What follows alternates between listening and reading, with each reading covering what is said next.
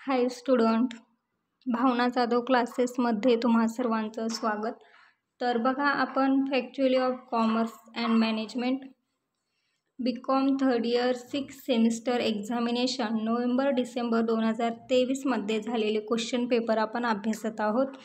मागच्या 2-3 व्हिडिओमध्ये आपण auditing, banking and finance, management account, advance account यामधील जे 2023 मध्ये क्वेश्चन पेपरमध्ये क्वेश्चन विचारण्यात आलेले होते तर ते पूर्ण क्वेश्चन आपण पाहिलेले आहे. ठीक आहे.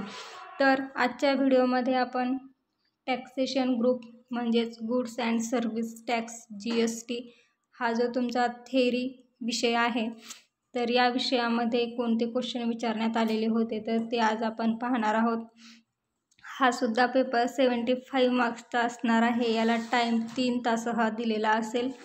तर कोणते क्वेश्चन विचारण्यात आलेले होते तर आपण पाहणार आहोत. त्याआधी चॅनेलवर नवीन असाल, चॅनेलला सबस्क्राईब केलं नसेल तर चॅनेलला सबस्क्राईब करा. तर पहा, गुड्स अँड सर्व्हिस टॅक्स हा थेअरी विषय आहे. त्यामध्ये तुम्हाला कोणते प्रश्न किती गुणांसाठी विचारण्यात येतील तर पहा. फर्स्ट क्वेश्चन होता, define goods and service tax, explain the genesis of GST in India along with the benefit of GST.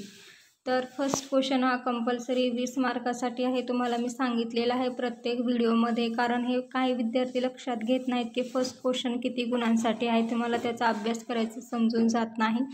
त्यासाठी फर्स्ट क्वेश्चन हा 20 मार्काचा आहे. तर पहा, वस्तू आणि सेवा कराची व्याख्या करा. वस्तू आणि सेवा करच्या फायद्यासह भारतातील वस्तू आणि सेवा कराची उत्पत्ती स्पष्ट करा. त्यानंतर सेकंड क्वेश्चन होता, स्क्रीनवर काही प्रॉब्लेम येत असेल, काही समजत नसेल नक्की मला कमेंट करा.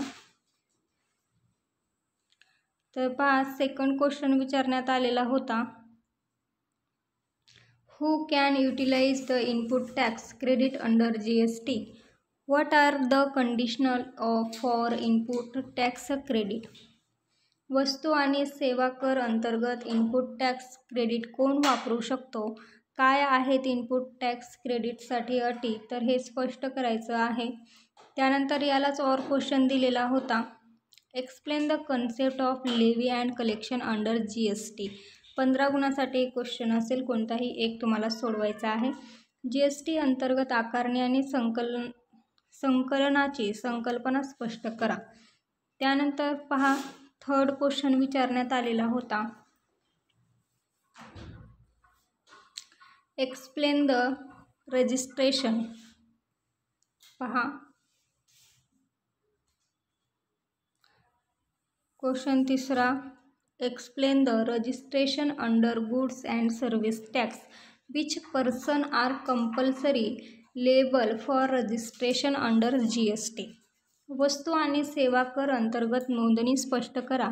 वस्तू आणि सेवा कर अंतर्गत नोंदणीसाठी कोणत्या व्यक्ती अनिवार्य आहेत? त्यानंतर याला क्वेश्चन और होता, what does constitute supply under goods and service tax, explain the scope of supply. वस्तू आणि सेवा कर अंतर्गत पुरवठा म्हणजे स्पष्ट करणे पुरवठ्याची व्याप्ती.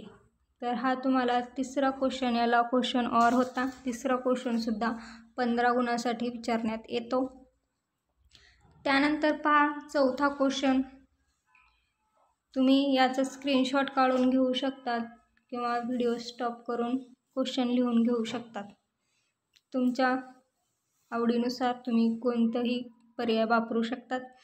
तर पहा, क्वेश्चन चौथा, यासाठी प्रश्न होता, what is the time of supply, explain the time of supply in case of goods and service. पुरवठ्याची वेळ काय आहे? वस्तू आणि सेवांच्या बाबतीत पुरवठ्याची वेळ स्पष्ट करा. 15 गुणासाठी हा क्वेश्चन येतो. त्यालाच और क्वेश्चन पहा, explain goods and service tax in India. What are the powers to tax GST along with title, extend and commitment. भारतातील वस्तू आणि सेवा कर समजावून सांगा. शीर्षक, विस्तार आणि प्रारंभासह कर वस्तू आणि सेवा कर लावण्याचे अधिकार काय आहेत ते सांग. तर हा होता चौथा क्वेश्चन GSTचा, म्हणजेच गुड्स अँड सर्व्हिस टॅक्स यामधील. ठीक आहे. त्यानंतर बघा 5वा क्वेश्चन होता, इंग्लिश मिडियममध्ये असाल तर इंग्लिशमध्ये सोडवायचा आहे. तर इथे 5व्या क्वेश्चनमध्ये तुम्हाला 3-3च क्वेश्चन दिलेले आहेत. आपण ॲडव्हान्स अकाउंट, मॅनेजमेंट अकाउंट याचे जे क्वेश्चन पेपर पाहिलेले होते त्यामध्ये तुम्हाला 4-4 क्वेश्चन दिलेले होते. 4 क्वेश्चनमधील कुठलेही 2 लिहायचे होते. पण इथे GSTमध्ये 3 क्वेश्चन दिले होते 2023च्या क्वेश्चन पेपरमध्ये. आपण 2023चा क्वेश्चन पेपर पाहत आहोत. 5व्या क्वेश्चनसाठी 10 मार्क्स असणार आहेत. मार्क्समध्ये काहीही चेंजेस होणार नाही, टायमिंगमध्ये सुद्धा काहीही चेंजेस होणार नाही. तुम्हाला 3 तासाचा वेळ दिला जाईल, 75 मार्क्स असतील. ओके. त्यानंतर बघा 5वा क्वेश्चन होता, write down short notes on any 2. 3 short notes दिलेले आहेत. पहा, पहिली कोणती आहे, कंपोजिट सप्लाय. सेकंड आहे registration of non taxable person. Third आहे इनपुट सर्व्हिस डिस्ट्रीब्युटर. हे इंग्लिश मिडियमच्या विद्यार्थ्यांनी इंग्लिशमधून लिहायचं आहे. आणि जे मराठी मिडियममध्ये विद्यार्थी आहेत त्यांना खाली दिलेलं असतं. पहा, पहिला आहे संमिश्र पुरवठा. सेकंड आहे अनिवासी करपात्र व्यक्तीची नोंदणी. थर्ड होता इनपुट सेवा वितरक. तर हे अशा पद्धतीने तुम्हाला राईट डाऊन शॉर्ट नोट्समध्ये कोणतेही 2 क्वेश्चन सोडवायचे असतात.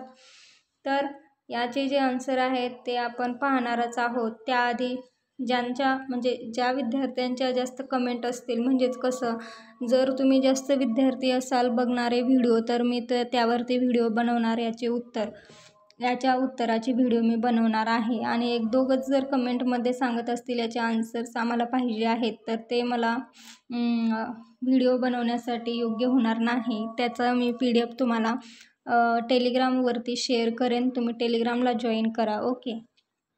तर अजूनही तुम्ही चॅनेलला सबस्क्राईब केलं नसेल, सबस्क्राईब करा. आणि advance accounting, management accounting, GST, त्याचबरोबर ऑडिट याचे पूर्ण 2023मधील जे क्वेश्चन पेपर आहेत तर ते आपण पाहिलेले आहेत. नेक्स्ट व्हिडिओमध्ये 2024मध्ये विचारण्यात आलेले क्वेश्चन पेपर आपण घेणार आहोत. त्यासाठी तुम्ही सबस्क्राईब करून ठेवणं गरजेचं आहे आणि बेल आयकॉनला प्रेस करा, जेणेकरून तुम्हाला नोटिफिकेशन भेटत राहील आणि तुम्ही माझे व्हिडिओ मिस करणार नाहीत. ओके. तर यामध्ये काही अडचण असेल, स्क्रीनवरती काही प्रॉब्लेम येत असेल तर कमेंटमध्ये कळवा. आणि काही नोट्स पाहिजे असतील तर ते सुद्धा मला सांगा. किंवा तुम्हाला ज्या विषयाचे व्हिडिओ पाहायला आवडतील त्या विषयाचं नाव मला कमेंटमध्ये सांगा.